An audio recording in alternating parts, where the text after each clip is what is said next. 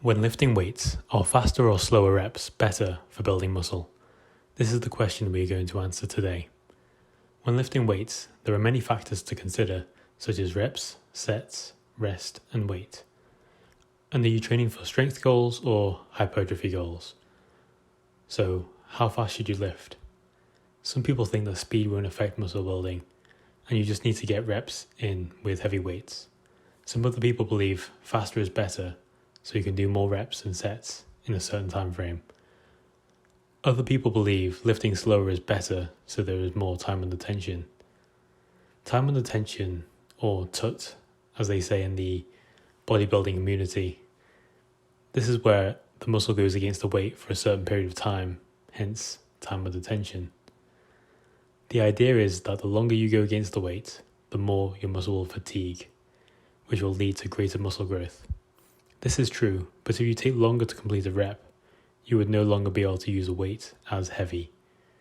For example, if you used a weight of 15 kilograms for bicep curls for a 10 rep max, you wouldn't be able to complete 10 slow reps with the same weight because your muscles would fatigue. So you would have to decrease the weight or decrease the reps. If you use a weight that is too light and do loads of slow reps, it may not create enough stress on the muscle to grow bigger. This is the main drawback of the slow reps, but slower reps can be used on the eccentric portion of the lift. The eccentric part of a lift is when the targeted muscle lengthens. For example, in a bicep curl, the muscle you want to grow is the bicep. When you lower the weights, the targeted muscle lengthens. This is called the eccentric part of the lift. When the targeted muscle shortens and the weight is curled up, it is called the concentric portion of the lift. Slow reps can be used for the eccentric part of the lift because studies have shown that you can lift more in terms of weight eccentrically than concentrically. This can be used for exercises such as bicep curls or bench press. For example, when you are lowering the weight on the bench press, it is important that the weight is lowered and controlled slowly so that there is greater time under tension with a movement that can handle more weight than the concentric. Another benefit of lowering the weight slowly is that the weight won't be in free fall. This is where your targeted muscle isn't controlling the weight down and you're just dropping the weights on yourself. This doesn't help at all with muscle growth. It can actually lead to injury if a weight is dropped too quickly. The next question you may be thinking is, how long should you take to move the weight eccentrically? Well, it has been shown that there is no significant difference for how long you should take to lower the weights. For example, if you took 2 seconds to lower the weights compared to lowering the weight with 8 seconds, there won't be much of a difference, just as long as you control the weight on the way down. So what affects muscle growth? There are two main things that affect muscle growth. The first is sets and reps, as close to muscular fatigue as possible. This is so that all the muscle fibers are completely used, so there is greater muscle growth when recovering. When doing slow reps, e.g.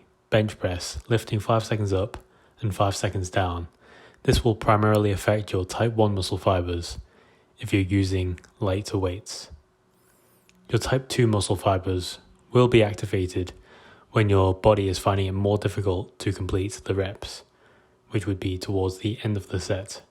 In this case, it is difficult to get the best use of your type 2 muscle fibers as they are not used often with slow reps. Using fast reps activates the type 2 muscle fibers. Type 2 muscle fibers are associated with visible muscle growth. When you're lifting concentrically in a bench press and push at a faster speed than normal, the high intensity movement in a short burst activates the type 2 muscle fibers. The type 2 muscle fibers use a lot of energy from big bursts of movements, which will lead to more muscle growth. The second thing that affects muscle growth is total work volume.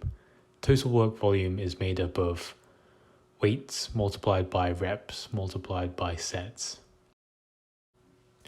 For example, if I lift 100 kilograms with a normal rep speed for 3 sets for 10 reps for bench press, when I multiply them together, I have a total work volume of 3,000.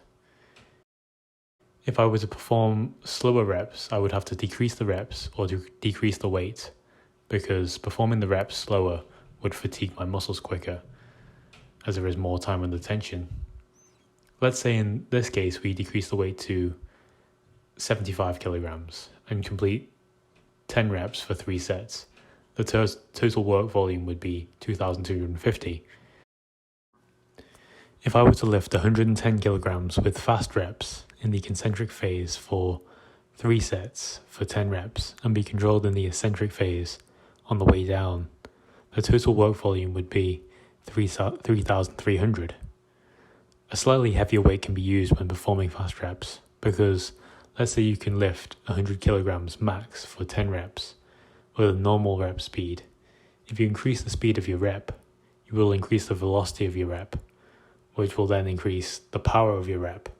So you will end up lifting more, and this will increase your total workout volume. When thinking about muscle growth, you need to think about what you're training for, strength or hypertrophy. If you're training for strength for bench press, the goal is to lift heavier weights. So you would incorporate the chest, shoulders and triceps. The aim would be to get different muscle groups to work together to lift the maximum weight. You can still use speed on the concentric part of the lift to move more weight and also increase your strength goals by something called progressive overload. Progressive overload is where you lift more in terms of weight or reps than normal after your muscles are used to the same weight after a certain time. When you're training for hypertrophy, for example, for lat pull downs, it is best to include a squeeze and hold technique. So when you are pulling the bar down and you are in peak contraction, it is best to squeeze your lats for a second or two, as if you're trying to bring your shoulder blades together, and then control the weight back up slowly. This can require more energy, so you may need to reduce the weight or reps. But this method is advantageous because it intensifies the rep for the targeted muscle, which results in greater muscle growth. Also, when training for hypertrophy, it is important to make the rep as inefficient as you can for the targeted muscle. By inefficient, I mean making the rep as hard as possible. This can create more stress and more overload for the targeted muscle. The muscle will be forced to adapt from the stress and overload and will then grow bigger. While fast reps can lead to greater strength and muscle growth gains, slow reps are important for when you are a beginner or when you are starting a new exercise and you need to make sure you have good form and the exercise is completed properly to grow the targeted muscle and, of course, to prevent injury. As you become a more experienced lifter and are comfortable with the correct form when lifting, you should start to think about increasing the speed on the concentric portion. This will help increase the weights you can lift, which stimulates greater muscle growth. As you know, the eccentric portion of the lift is stronger than the concentric portion. We can implement 3 different techniques to focus on the eccentric portion to further muscle growth or gains. These techniques are for when you have good form. The 3 techniques you can use are: number 1, eccentrically completing negatives with a partner; number 2, the 2-to-1 technique; number 3, cheating on the concentric portion of the lift.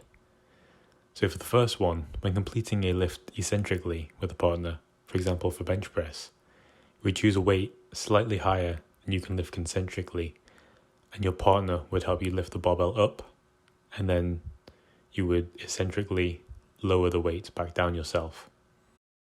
For the second one, using the 2-to-1 technique, you can use an exercise, for example the leg press. You can push with 2 legs and lower with the 1 leg.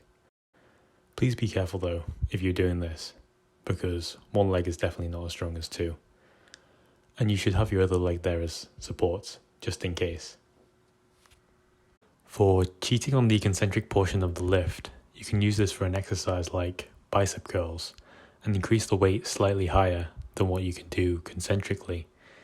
You can drive the bicep concentrically by using your legs to generate momentum to the lift, so it is easier on the concentric portion, and then lower the weight eccentrically.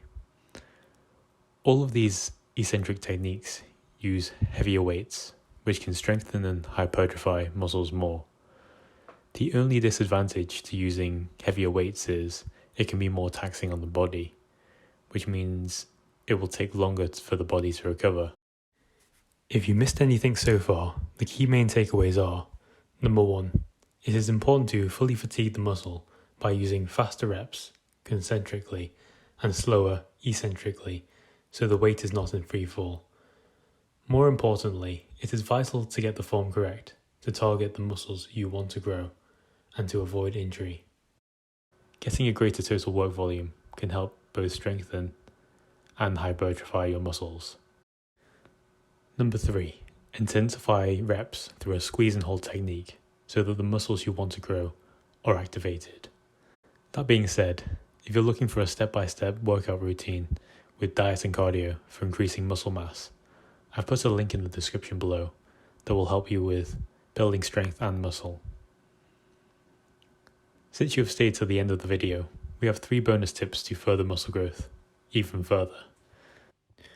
Number 1, get 7 to 9 hours of sleep per day. This is vital for muscle recovery through protein synthesis.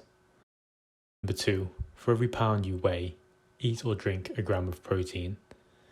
This can tend to vary from person to person and is essential for muscle building.